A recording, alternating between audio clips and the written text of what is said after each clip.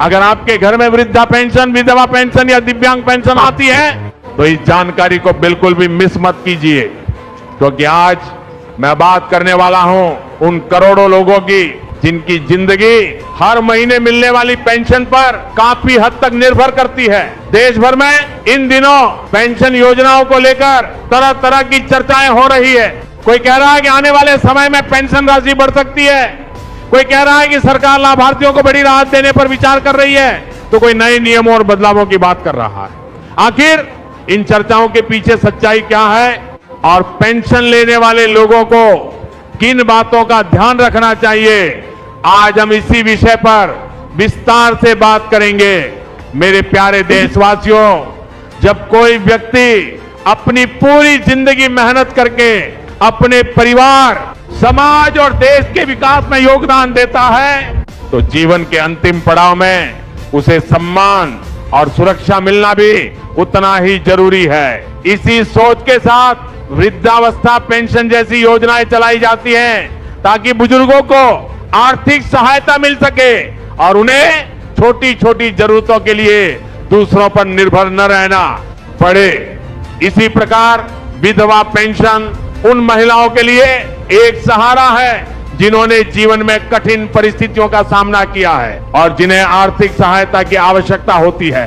वही दिव्यांग पेंशन हमारे उन साथियों के लिए है जो अनेक चुनौतियों के बावजूद अपने जीवन को आगे बढ़ाने का प्रयास कर रहे हैं। साथियों, आज देश में करोड़ों लोग इन योजनाओं का लाभ ले रहे हैं और हर महीने मिलने वाली ये सहायता उनके लिए बहुत महत्वपूर्ण होती है, लेकिन कई बार जानकारी के अभाव में लोगों को परेशानियों का सामना करना पड़ता है।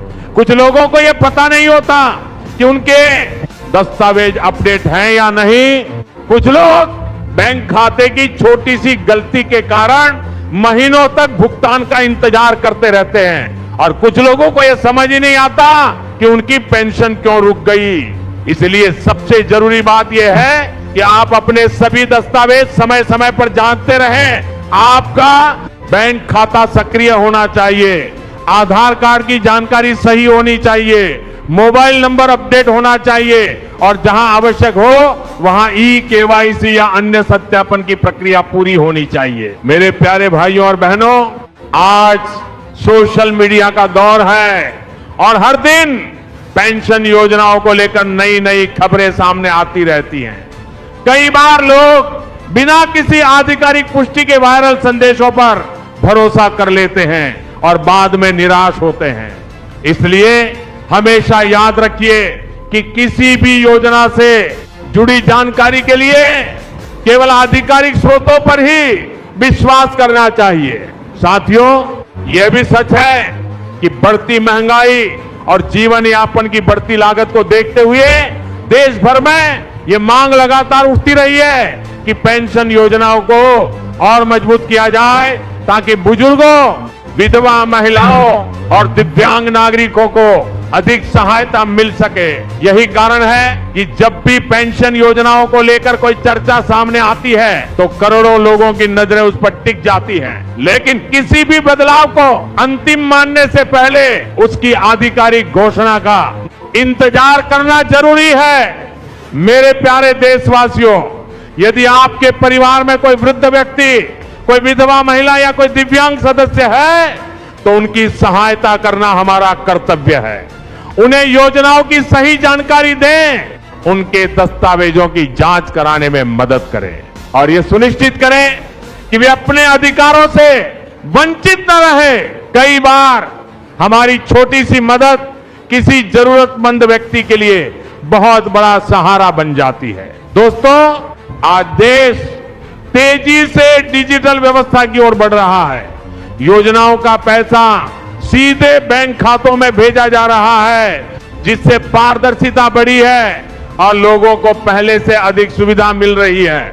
लेकिन इसके लिए लाभार्थियों का रिकॉर्ड सही होना बेहद जरूरी है।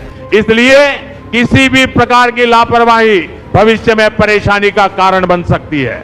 मेरे प्यारे भाइयों और बहनों, एक विकसित भारत का सपना तभी पूरा होगा जब हमारे बुजुर्ग सम्मान के साथ जीवन जी सके, हमारी माताएं और बहनें सुरक्षित और आत्मनिर्भर बन सके और हमारे दिव्यांग साथी बिना किसी भेदभाव के आगे बढ़ सके। इसलिए हमें योजनाओं के प्रति जागरूक रहना होगा, सही जानकारी प्राप्त करनी होगी और जरूरतमंद लोगों तक भी ये जानकारी पहुंचानी होगी। अगर आप भी चाहते हैं कि पेंशन योजनाओं, सरकारी योजनाओं और लाभार्थियों से जुड़ी हर महत्वपूर्ण जानकारी सबसे पहले आप तक पहुंचे, तो इस वीडियो को लाइक जरूर करें, चैनल को सब्सक्राइब करें और नोटिफिकेशन बेल को भी दबा दें ताकि आने वाली कोई भी बड़ी अपडेट आपसे छूट न जाए। इस वीडियो को अपने परिवार, दोस्तों, बुजुर्गों, विधवा बहनों और दिव्यांग साथियों तक भी जरूर शेयर करें ताकि सही जानकारी ज्यादा से ज्यादा लोगों तक पहुंच सके। आप सभी का बहुत बहुत धन्यवाद। जय हिंद, जय भारत।